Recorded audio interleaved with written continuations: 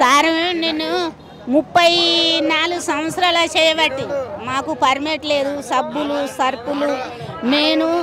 నేను మాట్లాడేది ఎందుకంటే రేవంత్ రెడ్డిని మనం గెలిపించినాము, మనకు జీతాలు పెంచాలి, మనకు సబ్బులు సర్పులు అన్నీ పిరమున్నాయి, ఏం కొంటామని ఏం దొరుకుతలేవు మనకు. 34 సంవత్సరాల నుంచి చేయబట్టి నాకు పర్మిట్ కాలేదు, నాకు ఏం లేదు, సబ్బులు లేవు, నా పిల్లలు చిన్నోళ్ళు, మాకు ఈ జీతము సరిపోతలేదు, మాకు పెంచాలి రేవంత్ అన్న.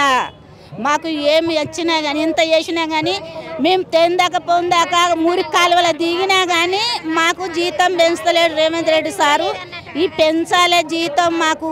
నేను 34 సంవత్సరాల చేయబట్టి నా సీనియర్ అంతా అయిపోయింది, నాకు పర్మనెంట్ కాలేదు, చేస్తలేరు, అందరికి చేయాలి పర్మనెంట్. మేము 34 సంవత్సరాలు చేయబట్టి ఇంకా ఎప్పుడు చేస్తాం, మాకు పర్మనెంట్ ఎప్పుడు చేస్తాడు సారు? మొన్న కావాలని గెలిపించినాము, గెలిపిస్తే మనకి ఏమి పెంచుతాడు, ఏమి ఇస్తాడు మనకు చెప్పుండి.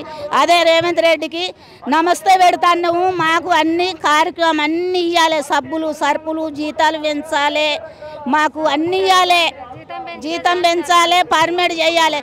సార్ను కావాలని సుత గెలిపించినాము, సార్కు ధన్యవాదాలు. ఎక్కడి నుంచి వచ్చారు మీ సమస్యలు? వరంగల్ నుంచి వచ్చినామండి, వరంగల్ నుంచి వచ్చినాం మేము, వరంగల్ నుంచి వచ్చినాం మేము.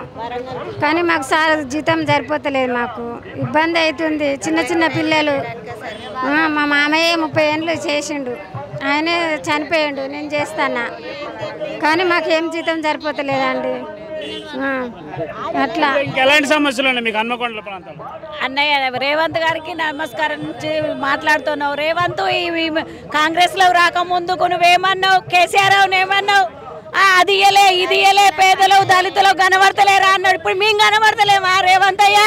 మీకు కనబడతలేమా? మేము దళితులం 4 గంటలకు లేచి మేము పనులు చేసుకొని పొద్దున అన్నం గిన్నం ఆహారం లేకుండా మేము కరోనా వచ్చినప్పుడు కూడా ఎంతో చేసినప్పుడు మా ఎండంటుండి మమ్మల్ని ఎక్కడ మీటింగ్లు అయినా అక్కడ మాకు మాట్లాడినావు. ఇప్పుడు ఆ మాట ఎటుపోయింది?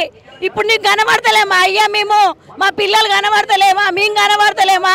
ఒక్కరోజు మేము ఇంటికాడ ఉంటే మాకు ఒక్కరోజు కూలిపోతా అంటే మాకు పర్మనెంట్ లేదా? మేము 30 సంవత్సరాల వంటి చేస్తా అంటే మేము మున్సిపాలిటీల నుంచి లేచి మేము చీపురు పట్ట అందుకొని దవా మేము పోతున్నాం. ఆకలైనా దూపైనా జ్వరం వచ్చినా మాకు గ్రామ పంచాయతీ ఉన్నప్పుడు మాకు ఎట్లాంటి సబ్బులు ఇచ్చేది, కాటన్ చీరలు ఇచ్చేది, నూనె ఇచ్చేది, మాకు శానిటైజర్ ఇచ్చేది.